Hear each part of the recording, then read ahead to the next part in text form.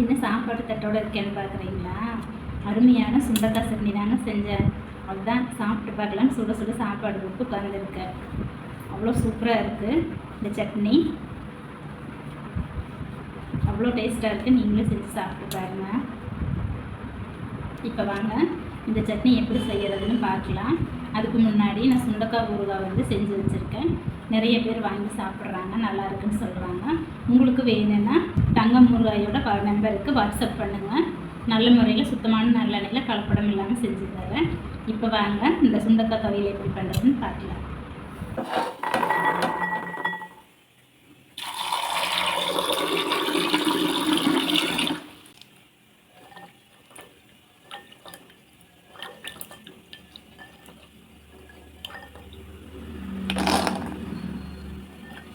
அடுப்பில் சட்டி வச்சுட்டேன்.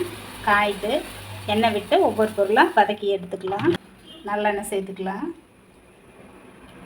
ஃபஸ்ட்டு சுண்டைக்காயை வதக்கிக்கலாம். நல்லா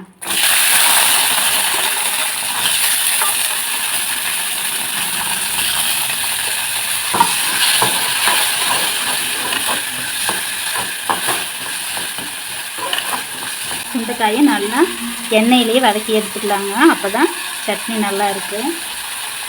பாருங்கள், சுண்டைக்காய் நல்லா வெந்துருச்சு. இப்போ இதை எடுத்துகிட்டு மற்றதெல்லாம் வதக்கிக்கலாம். இப்போ எண்ணெய் விட்டுக்கலாம் கொஞ்சமாக. இப்போ 5-6 பல்லு பூண்டு,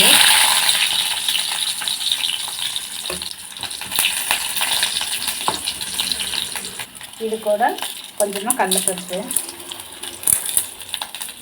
உளுந்து, கருப்பு உளுந்து சேர்த்துக்கலாம்.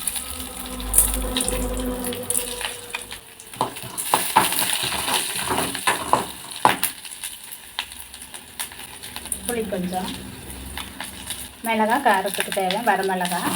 உங்களுக்கு பச்சை மிளகாய் வேணும்னா சேர்த்துக்கோங்க. எனக்கு காய்ச்சல் வந்து வாயில் ரொம்ப புண்ணாயிட்டதுனால நான் பச்சை மிளகாய் சேர்த்துக்கல. நீங்கள் வேணுன்னா பச்சை மிளகாய் சேர்த்துக்கோங்க. 2 கருவேப்பிலை, கல்லுப்பு சேர்த்துக்கலாம். இந்த வதக்கிற சுண்டைக்காய் எல்லாத்தையும் ஒன்றா ஆற வச்சு அரைச்சி எடுத்துக்கலாம். இப்போ அரைச்சி எடுத்துகிட்டு வந்தாச்சு. இப்போ எண்ணெய் விட்டுக்கலாம். ஒன்றுனாவே விட்டுக்கலாம்.